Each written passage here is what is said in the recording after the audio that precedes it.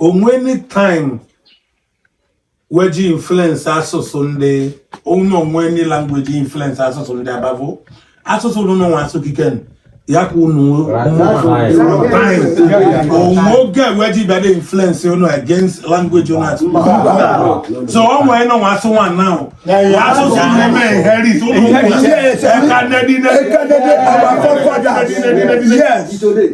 today. And upon this, despite doing the Bini, like we do, anyone can okay do. Like when I see and they chop Bini today, anywhere we do. Yes. And then as the Bini of today, anywhere where we do. Like the Bini today, on the guy Yoruba, Oduduwa. So I hear where we do. And so since young woman in a new one, Nendi Bini, one the above Nendi Bini. Based on Bandre and unu no can. Only effect when one way on Abavo, or any influence, any influence when by language, by culture, by whatsoever. Only influence when one on Abavo, never Bini. No. Yeah, maybe a cool one. If in Chaba Bone, it's our culture. From Bini, Bini, you know. Traditionally, what you want for the dressing of a car is different from Edo people, both male and women. So that one shows that we have no anything influence leading to a car Edo. Yes.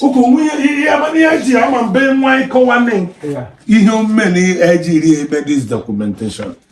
Ndi Bini bencha waje ka obodo Igbo ka we use no esu enenyi wo nwa we no we mweni that no we our ancestors Neighbor descendants. Neighbor their descendants. Okay kwene oha or ihe ndị eji bia dey meet no no kowele ni ko no wo descendant ndi Bini maka obe no wo mo emeka unu woro enyi nwa awa na emeka unu wa ndị na die ni ya ke or ihe ndị eji bia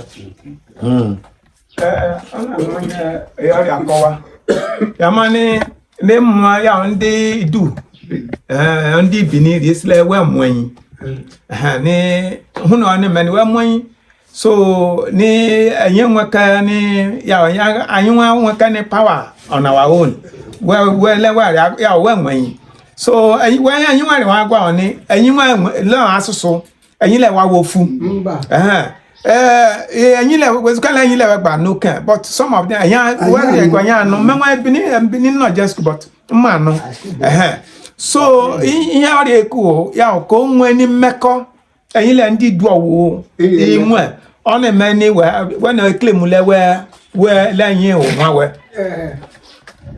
Mezokuru anyị lụrụ ajọ anyị kịta anyị nwe enye kuru nedi anyị owolo ga ge gwanyi le idu le yo agala bande ndi Bini we kunu we le kunu le yo kunu di Bini le kunu le yo we no de kai we kunu nedi owolo ga ge gwanyi le yo kunu we ya ni go mele anyi mu asoso kanyi yeruko oputo ni ya su idu we mu memo we me idu omenala we wa po yi wa yo na eme eya akpo we we nke we anyari okuru we owoni yen so bia ni for the ending of the year bia no ero na yin mon ayin le wa ya na Abavo eje Bini da na nso o fonde Abavo ari eje ni ho ihe ncha Abavo je woro Abavo ri Abavo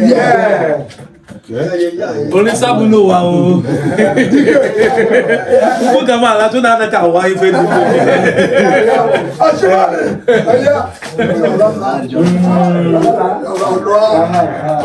Jọba unu America. Ku emume we ndo iba tradition ordinary we je mani Abavo. Ku ihe ndị Abavo eri ku aso.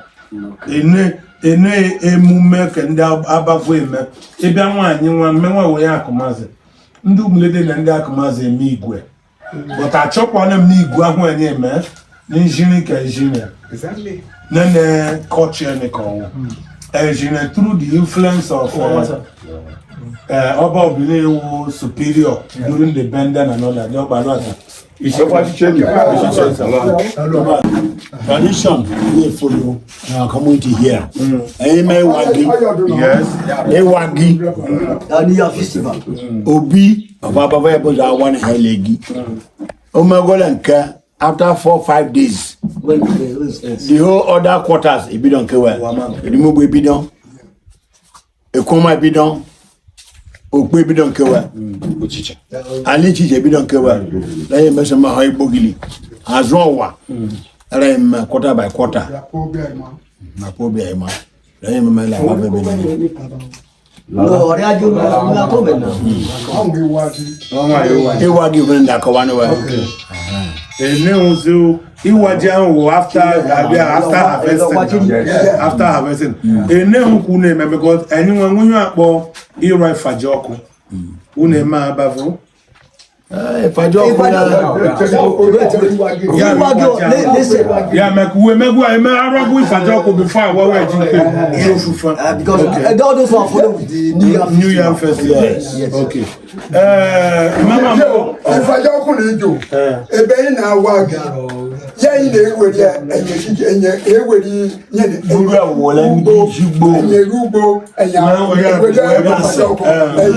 enye iru ọnụ ologo yi enye awajele enye awa gị enye iri ndị ọfụ ya yele nsogbu ya wee ifaja ọkùnrin ugbo enye agwa asụsụ Omu ikpe fan ọnụ ese eru ọnụ logo. ologo odibi enye tọn olibi Only when you tell you go, everyone in Aroha, and you remember, and you them money, and you Roha, and you man your phone, and you Rama Maya, and you just know what Ahwalani, they would have what you go for, yeah, we get them, yeah, you're talking about. Open before Jen make if I joke when I name one. Kewe gwa ibidon onwuhende side area advantage aboga po egwaro ho iwo mini oni ibidon isi aro ibidi isi aho then imene ifajoku wenwa eme ya bavora owari ozo uto heze gbadama to Abia State enenchemme ifajoku and he check here the same thing call enenchaga nwa ba hu nwe hiwa akpo ikenga Bas. amanke ori abafo here It's still there. now omene nchaga nwa be ni ru Abia State ihe ndị na-ekwu enyi ncha practice here na no do mereze na enyi ekwuri na enyi ncha nwene Ask me. maka nene amana ni hu aja amane nde wo omume we me Yes. ndu we bi ku aja efe ni chiwe mmowa agho ku ija amane nde ni went out the same line up na nezi ku aja menini ndi enyiwa ndi ka orinani zi kweri na ewu ndi Bini da ni kweri na na ndi Igbo nwene ohun won na jojo na aja Okama ikwele ndi Igbo nwena. Dana ikwele ndi Bini nwena. ina actually ko wa na na ndi Igbo ka wu nwene da ni ndi Bini Yes. Yes now. Ya ni kuwele ndi Because our language is almost the same. culture Yes. ihe na-ekọwa eziokwu asụsụ is when a language is the epitome of one's culture. okay ebe ma ni language ya owe ge mara ni elonye iwo ẹ̀yin le ndị Igbo from Natil Abia State ẹ̀yin le asụsụ yes because onwe ga nwa baba na ẹ̀yin na jije along gba ile Enugu okay oge anyị gịrị asụ Igbo so anyị asụsụ lebo le asụsụ ele anyị ri asụ lewa nọchari ya the only thing that was take abuchi our intonation so yes anyị le ofu because iri asị ni naka Bini here nsị ni 5 years no abudu but I didn't hear their language. Ẹ̀yin le wa gba no kan gbo ẹ̀yin anu. Mẹ́lẹ̀ ẹgbà ló kan máa nù yẹn wà Yeah, yeah, no. ló bẹ̀ bọ̀ yẹn. So ọ̀hún wọ̀ sí lẹ́yìn lẹ́ndí Igbo ni wẹ́ẹ̀ kàn yẹn wéfù kárí Bini. wow wow That's normal thing. onye ọzọ ku mmo weje mani ya like po anwa ebe nwa kumazi now enwe mmonya akpo ihunze. Yes. Ihunze anwu jikoma eko ogbe nchari akumazi is a central deity omen obi ya agwa idumu nchanwe toma mmo idumu but we bia akumazi nwe ya akpo ihunze nwe ho ya akpo ekwenso akumazi.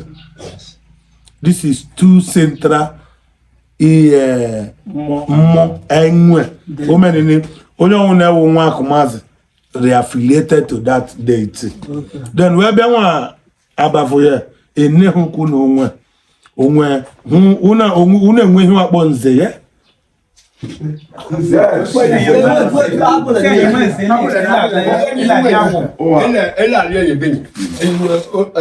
olókun ẹ̀yin ahọ́ àjùlọ ẹ̀mẹ́ òun ahọ́ ẹ̀yin wèrè ẹ̀yin gbẹ́fín ẹ̀yin ilé gimolókan wọ̀ ẹ̀yin mẹ́gbọ́lókan wọ̀ ẹ̀yin wèrè àpẹ́ àgèdè ẹ̀yin síje tẹ́gu báhùmẹ́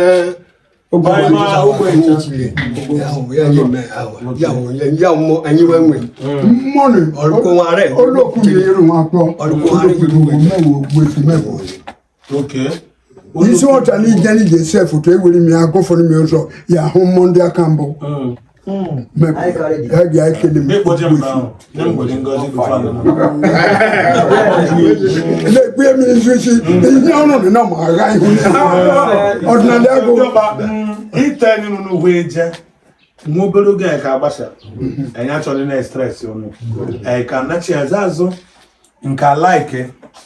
The day ka bia here omeni video kpasi keme ekugbe 16 ahụ weje mani Abavo ekugbe 16 ahụ menu no ka invite ndị ishi we bia bụ meni be ni wo center eke we he we shinni enyo no ka no na ikpaita na homa ai shinni ngomanya eke me orika mini party I not Onyeni ya okebala ya nyeche kona ndio dodoni ya nyeche okebala ya wo certain quarters okay ya okebala ya kwa na kuna okay sir you hand everything over to him to call the whole certain quarters okebala there na so that where you go each individual okebala will carry the message to their communities of your people's coming we pon we logwa oziwa abawiwe ona abeda very day we nogo onye kije deliver the message to